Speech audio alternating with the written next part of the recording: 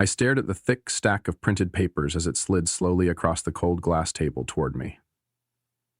Across from me, Thomas Blake, the newly appointed vice president of sales at Elmont Strategies, wore a carefully practiced smile, completely devoid of emotion.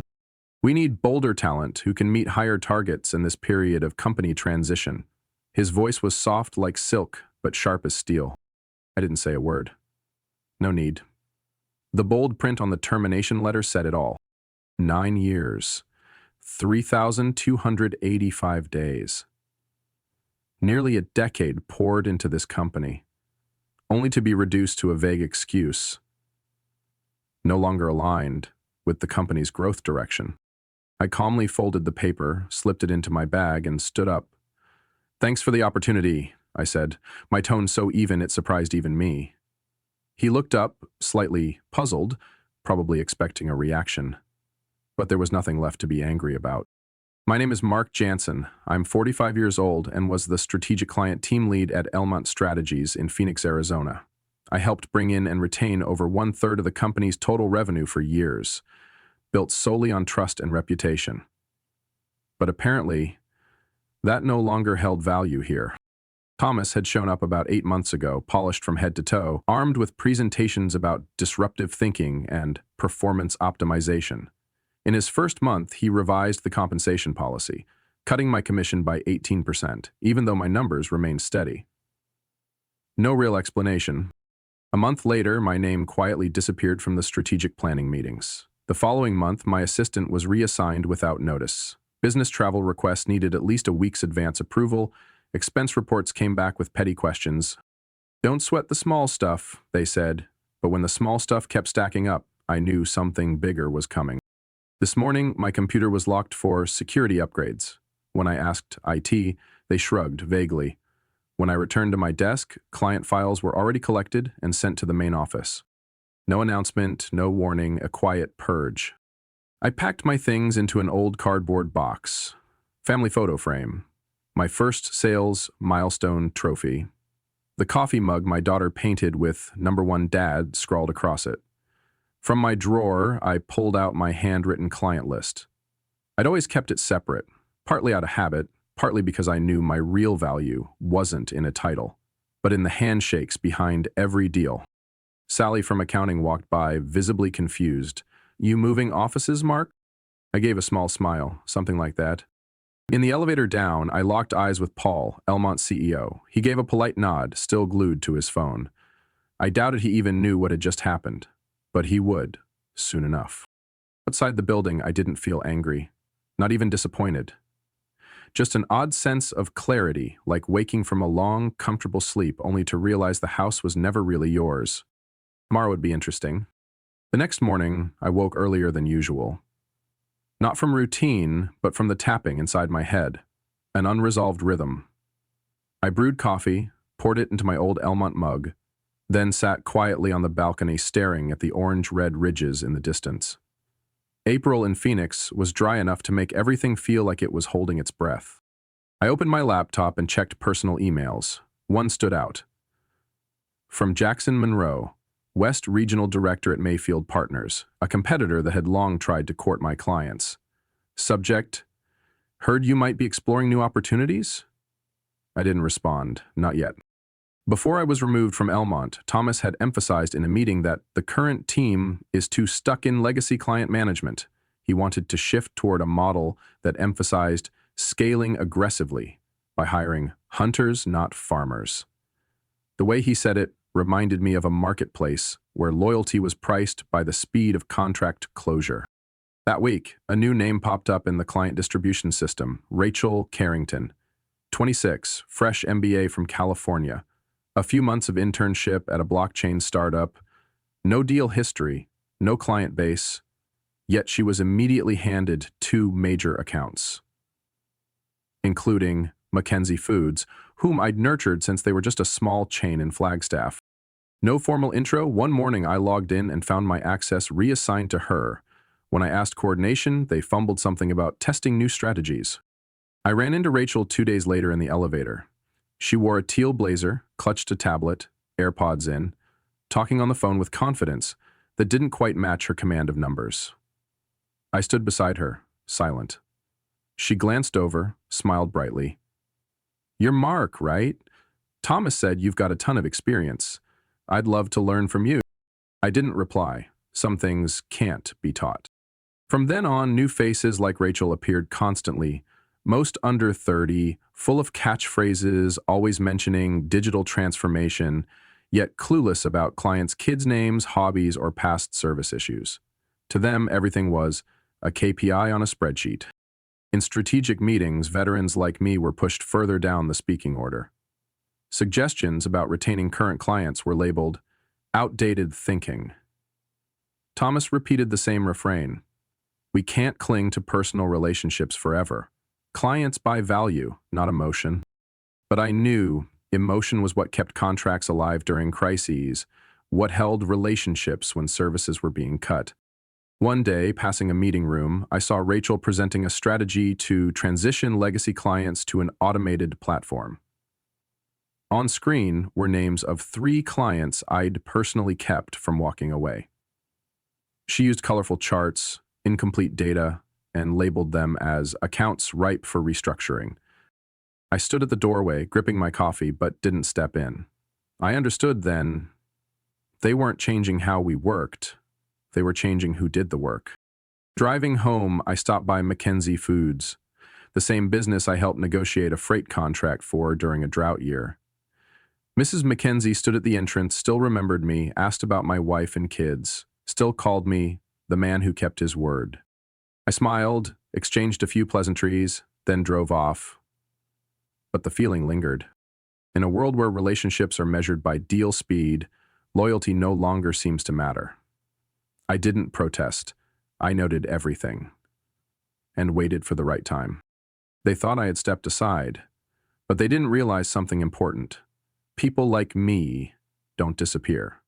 We step back to see the full picture. That day would come soon. I didn't call anyone during the first 3 days after leaving Elmont.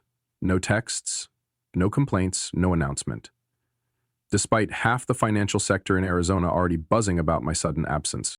I used the time to organize everything. Archived files, contract copies, handwritten notes from nearly a decade of meetings. Business cards, grouped by region, labeled by contact level, decision maker, influencer, gatekeeper, amplifier. The stuff Elmont never valued, but which had kept clients through multiple economic swings. At my home office, I laid out my old employment contract across the wooden desk. I read it line by line, clause by clause, details I'd once skimmed. Page 7, bottom right corner. I paused. Non-compete clause applies only in cases of voluntary resignation, not enforceable if employment is terminated by the company. I folded the document, set it down, and leaned back in my chair. I didn't need a lawyer to confirm it. I understood. I was completely free. Each morning, I picked 3 people to call, not by potential profit, but by relationship. People I'd helped when they were still finding their footing. People who once confided in me about sales pressure or staffing risks. The first call was to Gary Thompson, CFO at Raymark Logistics. I'd helped them negotiate an insurance deal worth nearly $1 million during the pandemic year. "Mark, I heard you left Elmont. Don't tell me you retired." "I'm no longer there, Gary. Technically, they said I wasn't aligned with their new process modernization direction." There was a pause, then Gary let out a dry laugh. "Another restructuring stunt. Just wanted you to hear it from me before someone else calls," I said. "I'm not calling to recruit." "I get it, but Mark, let me be clear. I signed with Elmont because I trusted you, not that logo." I didn't respond right away. Some things don't need a reply. I moved on to Sandra Beck at Alpine Real Estate, who once called me at midnight about a frozen payment and had driven 50 miles just to sign a personal guarantee. Then, Jordan Klein, investment manager at Silverview Capital, who nearly pulled all their funds over a transaction error if I hadn't personally apologized and fixed it. The more calls I made, the clearer it became. Trust doesn't live in contracts. It lives in the voice on the other end of the line. That Thursday afternoon, I opened a list of over 170 contacts saved on my personal phone over 9 years. Most were key clients, The rest, supporting partners, financial attorneys, tax consultants, investment advisors, each one a link in a network I'd spent years building. I began marking each name not by revenue volume, but by relationship depth. Who called on Christmas? Who texted just to ask if I'd had dinner? Who once canceled a meeting knowing my son had a fever? I didn't have a company. Not yet. No office or support staff. But I had something Elmont could never replicate. Authentic trust that couldn't be manufactured with KPIs or marketing campaigns. That night, sitting alone on the old wooden chair in my backyard, I received a text from an unknown number. Heard you left. I'm not signing the renewal unless I know who's taking over. They mentioned some young woman, but I only work with people I know I can trust. Call me when you're free. Signed, Carl Edison, President of Cloverwood Manufacturing. A contract worth nearly $2.3 million a year. I stared at the glowing phone screen for a few seconds. Not out of surprise, but because everything was unfolding exactly as I'd expected. I didn't need to make noise. I just stepped back far enough to let the silence speak the truth. Elmont had calculated everything, except one thing. Names on a contract can change, but memories of someone who kept their word do not. I stood up and slipped the phone into my pocket. That night, I began planning. Not to retaliate, but to rebuild something more trustworthy from exactly what they had lost. Monday morning, I brewed my coffee stronger than usual, poured it into the chipped Elmont log mug, an old habit, but that morning it held a different meaning. I was ready for 3 calls. Not more, just 3. Each one chosen deliberately, with a different tone, purpose, and expected reaction. I wasn't seeking comfort. I simply wanted the truth to come from me, before Elmont rewrote it in their favor. The first call was to Carl Edison, the one who texted the night before. I caught him just as he stepped out of a meeting. Mark, I was just about to call. Is this true? Yeah, I've been out of Elmont since Friday. No explanation, no heads up. I paused briefly, then replied, they said I didn't align with their push for faster growth. He sighed. I just met the new girl, Elmont, said she'd be managing the account. She didn't even remember how many deliveries we had in Q3 last year. I had to remind her. I didn't defend, didn't suggest. Just let him draw his own conclusions. I'm not calling to interfere, just wanted you to hear it from me, as someone who's always promised transparency. Mark, he cut in, if you ever start your own firm, let me know. I don't care what logo is at the top. I do business with people. I made a note. A simple sentence, but heavier than any signed agreement. The second call was to Evelyn Chang, CEO of Brightcore Analytics, one of my largest accounts, with a 3-year data maintenance contract. Evelyn was notoriously cautious, always careful when shifting any business relationship. Mark, are you on vacation? No. I've left Elmont. She stayed silent for so long I thought the call had dropped. Why wasn't there an official announcement? I guess I wasn't on the list worth announcing. She let out a short, bitter laugh. Last week, they offered to extend our contract by 18 months. I said I'd consider it only because I still wanted you to oversee things personally. That's no longer possible. What will you do next? I haven't decided, but I won't be on the sidelines for long. Stay in touch. I have a feeling I'll be calling again soon. The last call was to Ray Montgomery, operations partner at Skyline Industrial Group, a straight shooter who didn't bother with small talk. Mark, I've heard. You got plans? I just wanted you to hear it directly from me. I've been out of Elmont since the end of last week. That's rough. I had a hunch when they sent over a contract addendum without your signature. I'm not involved in that paperwork anymore. Do you know who's taking over? Not sure. Might be Rachel Carrington. Silence. Then Ray laughed. The one who called quarterly budgets flexible concepts? Perfect. Thanks for the heads up. Just 3 phone calls. No threats, no promises. Just the truth. Calm and clear, but I knew it was the silence that would shake them. Real relationships don't need persuasion, just a reminder of why they started. By evening, my phone wouldn't stop buzzing. Messages, emails, missed calls from people I'd worked with for years, most of them asking the same question. What happened? Who's replacing you? I didn't answer right away. I needed them to feel the difference for themselves. The next morning, an email arrived from legal at elmontstrategies.com. An official notice finalizing the transition of account management for key clients, along with a reminder not to reach out to former clients directly due to confidentiality terms. I smiled. Smart move, but far too late. That afternoon, Carl Edison sent an email terminating his contract with Elmont, citing disruptive leadership changes affecting project continuity. Evelyn sent a similar letter. By that evening, Ray confirmed he would transfer all services to a third party within 30 days. In just 24 hours, 6 major contracts ended. A few others paused renewal negotiations. Estimated total loss, over $3 million. I didn't need to say a word. Elmont was learning the cost of underestimating what can't be replicated. Trust. That night, I sat on the porch as the cool air settled in. My phone lit up again. Unknown number. I answered. Is this Mark Jensen? Yes. This is Laura Dean from Argentum Partners. We heard you're making a move. Can we meet? We think we have something you'll want to rebuild the right way. I looked up at the quiet sky. Not surprised. Just aware that everything was shifting exactly as I'd foreseen. The meeting with Laura Dean took place at a vintage cafe in the Scottsdale Financial District, where sunlight streamed through high glass panels and everything carried a calm contrast to the frantic pace I'd just left behind. Laura arrived right on time. Slim leather briefcase, professional but approachable presence. I'm not one for long introductions, Mark, she said as she sat down.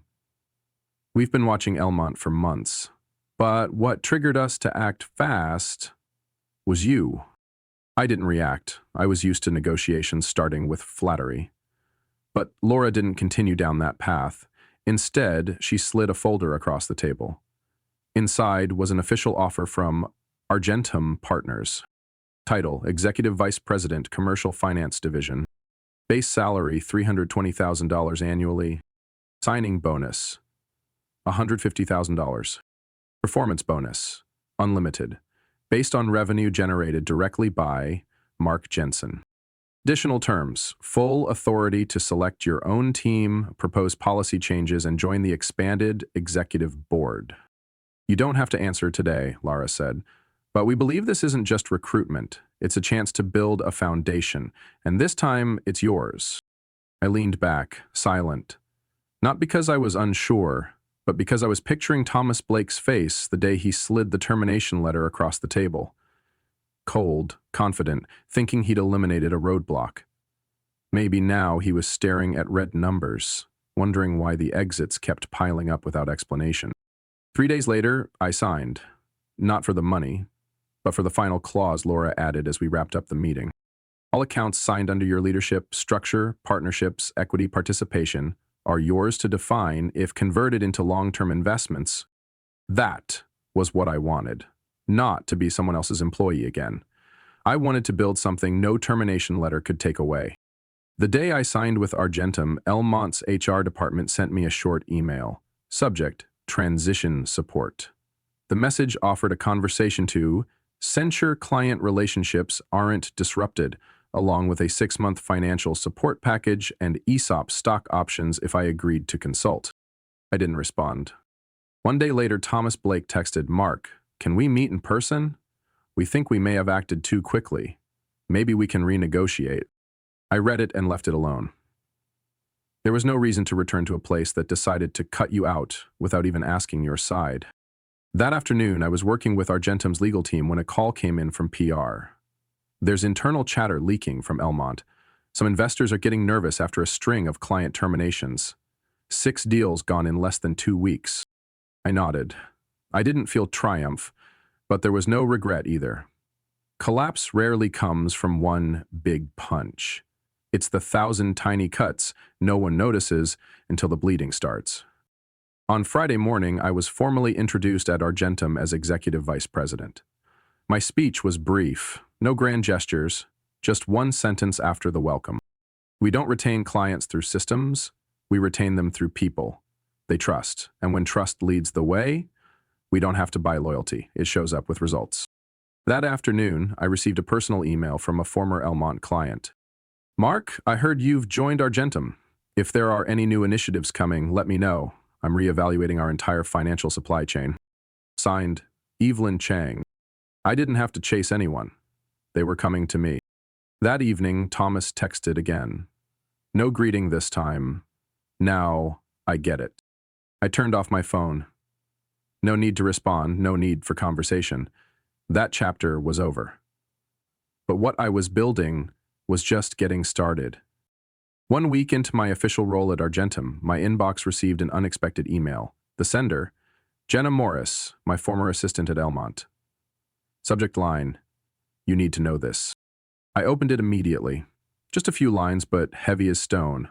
Mark, I'm still working on the executive floor, so I hear things. Turns out your termination wasn't just an internal shakeup. It was step one in a plan to sell Elmont to an investment group called Harbridge Capital. First condition of the deal, restructure the client team. Eliminate dependence on any single individual. You get what that means, right? I leaned back in my chair. It felt like reconnecting a severed wire. Suddenly, everything lit up with painful clarity. I remembered a meeting 3 months earlier when Thomas had pushed to move all client data into a centralized system. He stressed, we need to reduce the risk of clients being too attached to one person. Back then, I thought it was just about better oversight, but now I saw the truth. They wanted to cut me out of the network I'd built, turn real relationships into lines of data. Why? So they could sell. I replied to Jenna, thanks. Now I understand why everything moves so fast. That night, I called Carl Edison. Carl, quick question. Has anyone named Marcus Hale from Elmont reached out to you lately? Carl hesitated. Yeah. They said he's a third-party strategy advisor looking into our supply chain model. I asked 3 more clients. Their answers varied, but all shared one detail. A stranger claiming to be part of an external review team was asking about their internal systems and Elmont's service model. None of them had been informed, none knew the real reason. But I did. Harbridge Capital had started early, quietly reaching out to the very clients I had built long-term trust with, trying to transfer that trust without the person who earned it. A dangerous move, and a stupid one. The next day, I shared what I'd learned in a closed meeting with Argentum's strategy team. They listened quietly, but I saw the shift in their eyes. We immediately cross-checked all the clients who had signed with Argentum in the past week. 12 contracts. Total value over $4.7 million.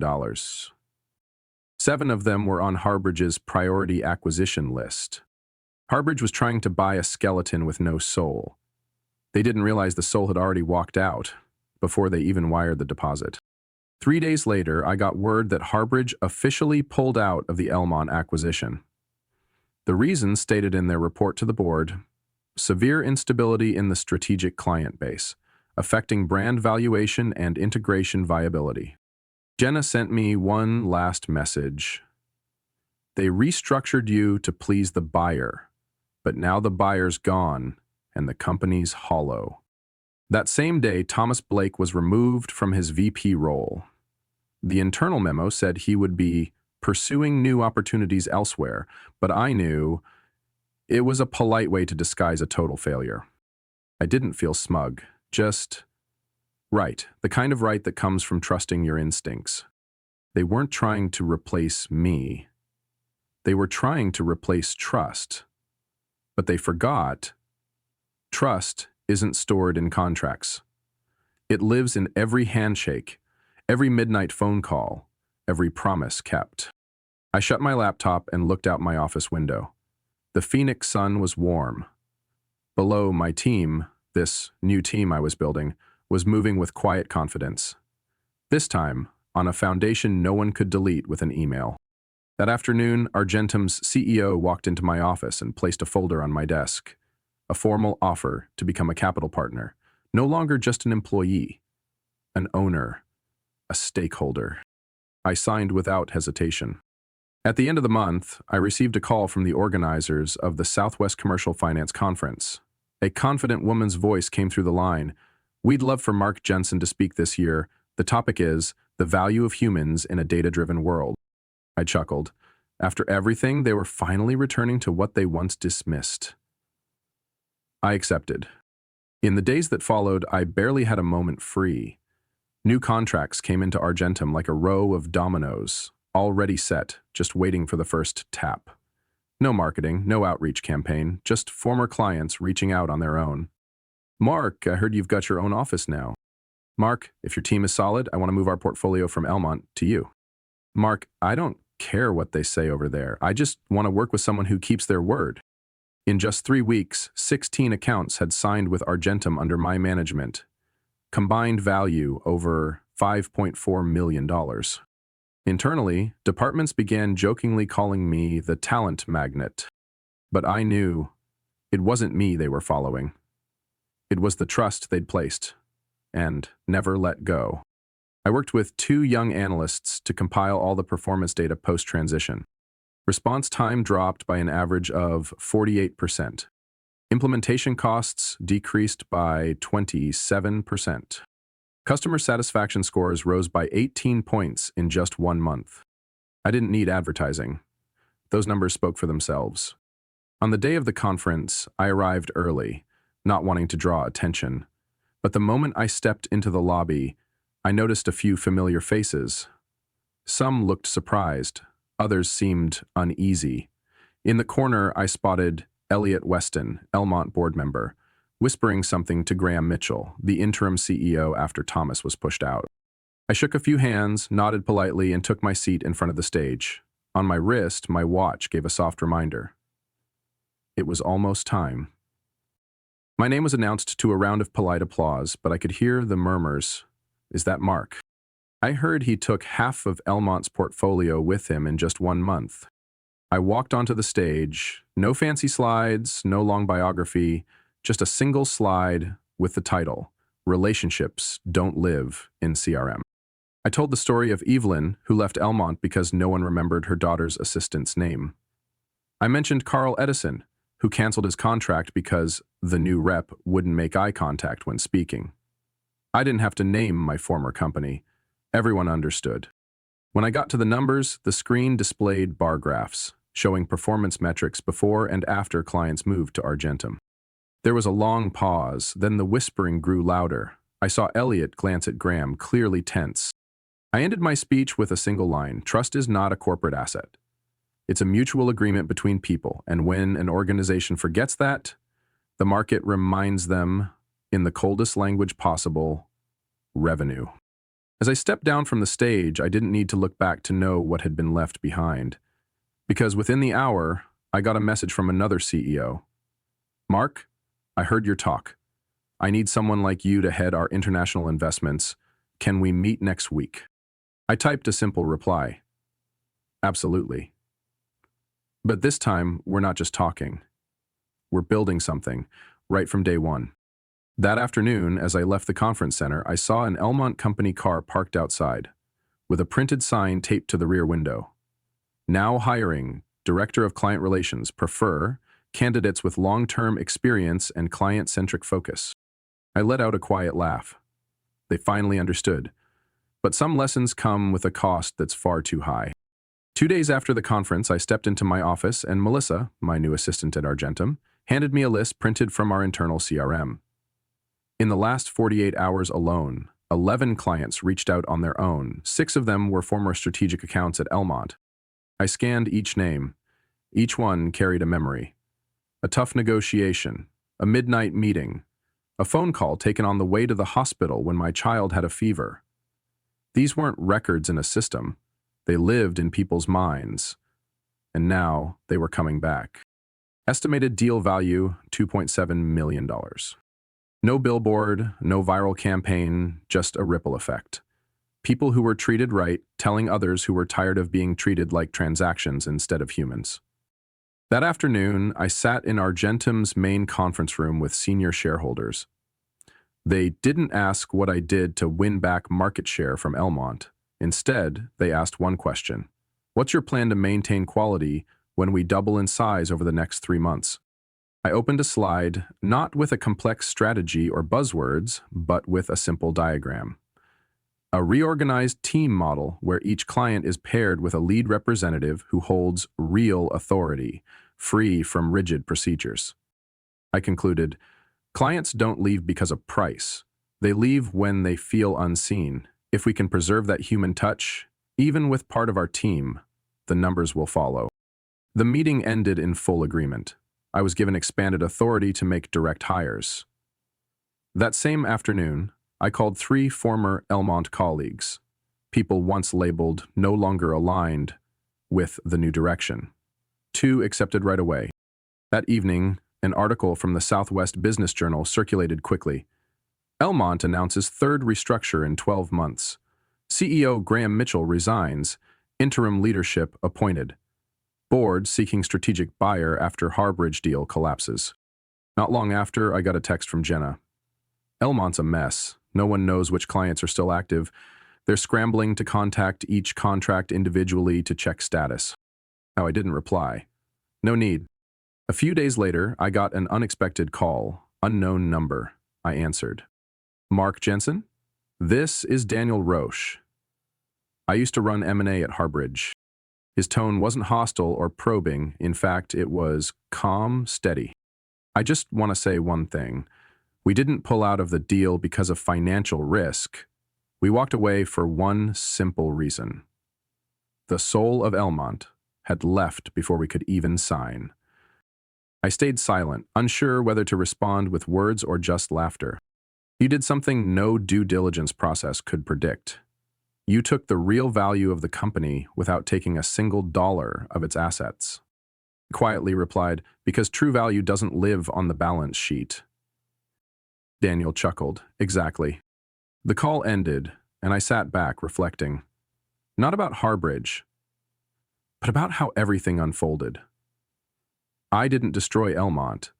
They did it themselves when they stopped believing in the very thing that held them together, real relationships. That evening, I came home earlier than usual. My wife was reading in her armchair, soft jazz playing in the background. You look different, she said with a smile. I pulled a chair beside her. Different how? Not stiff like someone always bracing for impact. I paused. Maybe she was right. What I had carried for 9 years wasn't just work. It was the illusion that I belonged to something stable. But things only have real value when you protect them in your own way. But exactly 1 year after Thomas Blake slid that termination letter across the glass table, I was sitting in the largest conference room at Argentum Partners, looking at the LED screen displaying last quarter's results. Revenue growth 34%. Client portfolio under my leadership, $19.5 million. Client retention rate 98%. The CFO kept presenting, but I wasn't focused on the numbers. My mind was tracing the path behind me. The sleepless nights rebuilding our service model, the meetings with no recordings, no notes, just trust between people. Success didn't come because I worked harder than everyone else. It came because I chose the right direction when I was pushed off the old one. At the end of the meeting, Michael Vance, founder of Argentum, stood up, holding a small glass of wine. We may not be the biggest firm out there, but thanks to Mark, we now have the most valuable asset in this industry, a network built not by marketing budgets, but by real trust. Everyone clapped. I smiled. Nothing flashy, just a nod of gratitude. That day, I signed the documents formalizing my ownership of 8% equity in Argentum. I wasn't just an employee anymore. I was now a part of the business I helped rebuild. Later that afternoon, while going through emails, Melissa handed me a cream-colored envelope, no name on it. I opened it. Mark. It may be too late to apologize, but I won't sleep well unless I try to do what's right.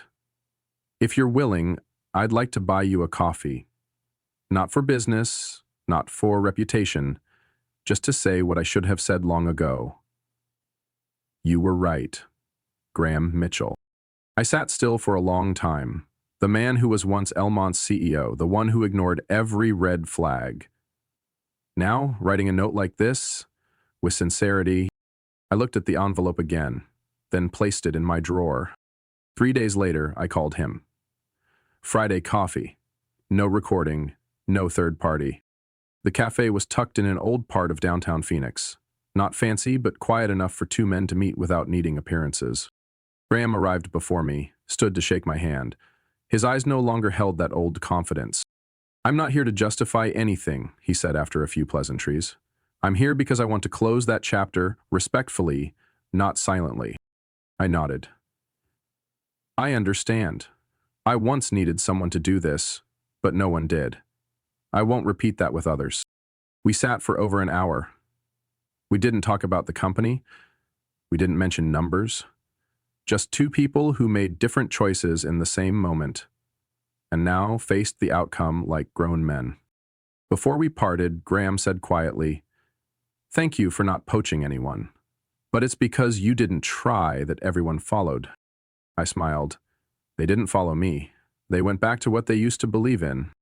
When I left the cafe, I didn't feel victorious, just light. The final weight had been set down. Back at the office, I reopened the slide deck for our new quarterly strategy. The title, written by me, Phase 2, Turning Trust into a Sustainable Ecosystem. I knew I'd come a long way, but this wasn't the finish line. This was the starting point of a new chapter, one where I didn't have to ask anyone to prove my worth. I'd already built it.